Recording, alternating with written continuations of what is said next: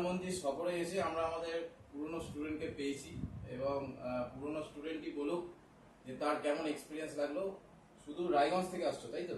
তো রায়গঞ্জে তার বাড়ি, কিন্তু এখানে যেহেতু আমাদের চুঁচুড়া শহরে কালকে প্রধানমন্ত্রী আসছে এবং সেখানে স্পেশাল দায়িত্বে রয়েছে আমাদের পুরনো স্টুডেন্ট, আমাদের প্রাক্তন স্টুডেন্ট। তো প্রাক্তন স্টুডেন্টের মুখে তুমি একদম টোটাল ডিটেলসটা একটু বলবে, তোমার নাম, তোমার বাড়ি কোথায়?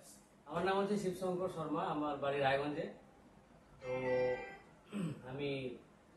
যখন আমি এসআই এর প্রিপারেশন নিচ্ছিলাম মেন্সের, তো মেন্সের ডেসক্রিপটিভ যেহেতু ছিল, তো আমি নিজে সেলফ স্টাডি করতাম। দেন যখন রিজনিং ছিল, রিজনিং পার্টটা যেগুলো আমাদের লিখতে হয়, তো ইউটিউবে সার্চ করতেছিলাম। দেন প্রয়াস চ্যানেলটা এসেছিল, তো প্রয়াস চ্যানেলে খুব সুন্দরভাবে কন্টেন্টগুলো ছিল। অ্যান্ড সত্যি মানে ইউটিউবে যদি সার্চ করা যায় যে রিজনিং এর ডেসক্রিপটিভ, তো আমি সত্যি কথা বলি আমি পাইনি কোথাও খুঁজে। একটাই চ্যানেল রয়েছে যেটাতে প্রপারলি এবং ভালো ভালো কন্টেন্ট ছিল। ডেসক্রিপটিভ ম্যাথটাও মনে হয় এখান থেকে অনেকের ম্যাথটাও ছিল, যেহেতু আমি ম্যাথের স্টুডেন্ট, তো ম্যাথে খুব একটা আমার অসুবিধা হয়নি, যেহেতু ওর ম্যাথ ব্যাকগ্রাউন্ড আছে সেহেতু ম্যাথে অতটা অসুবিধা। রিজনিং এবং কি এসআরটি যেগুলো সিচুয়েশন রিঅ্যাকশন, তো আমি ভীষণ ভাবে হেল্প হয়েছিলাম এই আমাদের সত্যজিৎ স্যার, তারপরে সুরজিৎ স্যারের। ওনার দুজনেরই ভিডিও কিন্তু কম্বাইন্ড, আমি জানতাম না এনারা দুজনের ভাই, এখন আমার পরিচয় হলো এখানে এসে। তো ভীষণই মানে খুব ফ্রুটফুল ছিল ব্যাপারগুলো। দেন ইনাদের হোয়াটসঅ্যাপে একটা দিয়েছিলেন যে বিভিন্ন এক্সাম গুলো নিচ্ছিল ওনারা।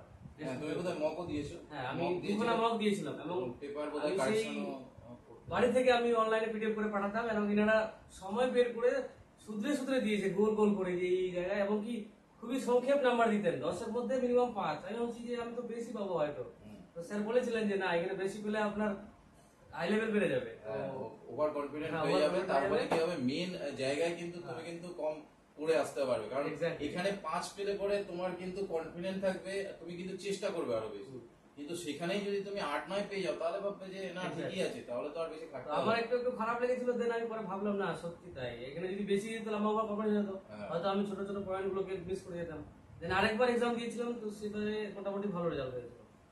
তো তোমার এখন এখানে বোধহয় কালকে আমাদের পিএম আসছেন বলে তোমার ডিউটি পড়েছে না? তো তুমি এখন আসছো কোথেকে, মানে তোমার? আমি এখন বর্তমানে ওই এসবিএসপি যে রয়েছে আমাদের ট্রেনিং সেন্টার ব্যারাকপুরে, সেখান থেকে আমাদের এলও ডিউটির জন্য এখানে ডিটেল করা হয়েছে। তো চুচুড়ায় ডিটেল আমাদের পড়েছে 150 জনের। কালকে যেহেতু মাননীয় আমাদের প্রধানমন্ত্রী আসছেন, কালকে 9টা থেকে ডিউটি করবে, তো এখানে এসে আমার মনে পড়লো চুচুড়ায় তো স্যারেদের বাড়ি, তো স্যারকে ফোন করি। তো কোনো রকম কষ্ট মষ্ট করে এলাম স্যারেদের বাড়িতে, স্যারেদের ভালোবাসা পেলাম, খুবই ভালো লাগলো।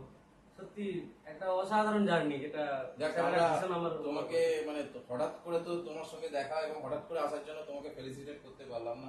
কোনো ব্যাপার না, উচিত ছিল আমাদের একটা ছোটখাটো মানে কিছু একটা কন্ট্রিবিউট করা, মানে তোমাকে কিছু একটা দেওয়া হয়, সার্টিফিকেট হোক বা কিছু একটা পেন হোক। কিন্তু আমরা এই ছোট্ট মানে তুমি তো এসছো হঠাৎ করে বলে, একদম ফ্র্যাঙ্কলি স্পিকিং, সেই জন্য আমাদের তরফ থেকে, যাই হোক প্রয়াসের চ্যানেলের তরফ থেকে তুমি যে কোনো আগামী দিনে যদি কোনো রকমের হেল্প লাগে বা তোমার যদি রিলেটিভ তাদের জন্য হেল্প লাগে, তুমি বলবে, কোনো অসুবিধা নেই। তো আশা রাখবো যে আমাদের সঙ্গে কন্ট্যাক্টে থাকবে এবং তুমি তোমার জার্নি যেটা রয়েছে আগামী প্রজন্মকেও জানিয়ে দেবে, যারা নেক্সট জেনারেশন এই পুলিশের লাইনে আসতে চাইছে, যে কিভাবে খাটলে পরে এসআই হওয়া যায় এবং কোন স্ট্র্যাটেজি ফলো করবে। এটা খুব দরকার। আমি মনে করি যে একটা টিচারের থেকেও যারা এই রুটটা ধরে এগিয়েছে, যারা চাকরি পেয়েছে, তারা কিন্তু ভালো বলতে পারে। একদম তাই। আমিও অবশ্যই সবাইকেই হেল্প করি যারা যারা আমার রয়েছে, আর অবশ্যই আমরা প্রয়াসের চ্যানেলটা দেখবো, সত্যি খুবই মানে গুরুত্বপূর্ণ। হতে পারে মনে করো যে অ্যাডভার্টাইজমেন্ট খুব একটা হয় না, অ্যাডভার্টাইজমেন্ট হয় না, এবং রিসেন্ট টাইমে হয়তো অনেক আছে, কারণ আমার ইলেকশন ডিউটিও চলছে প্রেজেন্ট, এবং প্লাস হচ্ছে আমার পোস্টিং আছে অনেক দূরে, সেই জন্য আমি এতটা ইউটিউবে কিন্তু দিতে পারি না। কিন্তু তাও যদি তুমি ব্যাকেরও যদি ভিডিও গুলো দেখো, কন্টেন্ট গুলো অতি অসাধারণ কন্টেন্ট দেখলেও কিন্তু আমার মনে হয় তুমি এসআই ক্ষেত্রে অনেক একদম ডেসক্রিপটিভের জন্য, শুধুমাত্র এসআই না, ওই ডেসক্রিপটিভ পার্ট গুলো না, আইসিডিএস মিসলেনিয়াস সবকিছুর জন্য সবার জন্য কিন্তু। আর ইউটিউবে আমাদের বাংলা থেকে কোনো কন্টেন্ট কিন্তু কোনো চ্যানেলে নেই এরকম, শুধুমাত্র এমসিকিউ ছাড়া।